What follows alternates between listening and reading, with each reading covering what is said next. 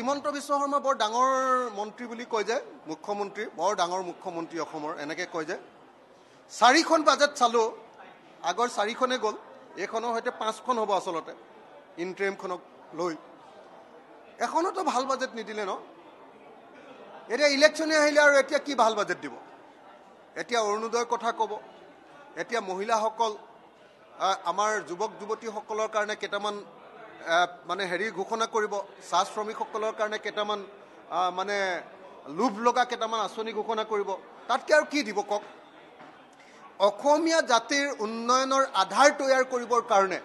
এখন বাজেটে যি কাম কৰিব লাগে কি কৰিব লাগে অসমীয়া জাতিক পেছাদাৰী জাতি ৰূপে গঢ়ি তুলিবৰ কাৰণে তাৰ ফাউণ্ডেশ্যনটো তৈয়াৰ কৰিব লাগে সেইটো হিমন্ত বিশ্ব শৰ্মাই নোৱাৰিলে অসমৰ খেতিৰ কাৰণে বছৰৰ সকলো সময়তে খেতি কৰাব লাগে তাৰ কাৰণে জলসিঞ্চনৰ ব্যৱস্থা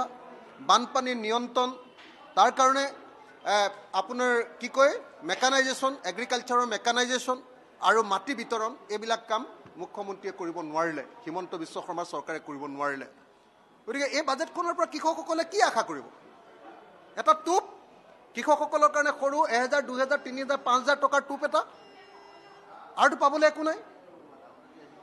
তাৰ পাছত কৃষকসকলৰ কাৰণে সকলোৰে কাৰণে সকলো শস্যত উৎপাদিত ফচলত আমাক MSP লাগে এটো কিবা দিব পাৰিবনে অসমৰ প্ৰত্যেকখন গাঁৱত ইণ্ডাষ্ট্ৰিয়েলাইজেশ্যন লাগে যাতে প্ৰত্যেকজন অসমীয়া ল'ৰাক বাহিৰত থকা ল'ৰাক ঘূৰাই আনিব পাৰো আৰু প্ৰত্যেকজন অসমীয়া মানুহক আমি নিবনুৱা মুক্ত কৰিব পাৰো এটো কৰিব পাৰিব নোৱাৰে অসমৰ মাটি 1 টকা দি দিব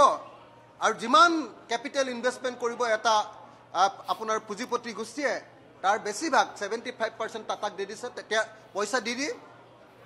আমাৰ অসমৰ সম্পদ অসমৰ মাটি বিক্ৰী কৰি দিব তাৰ বাহিৰে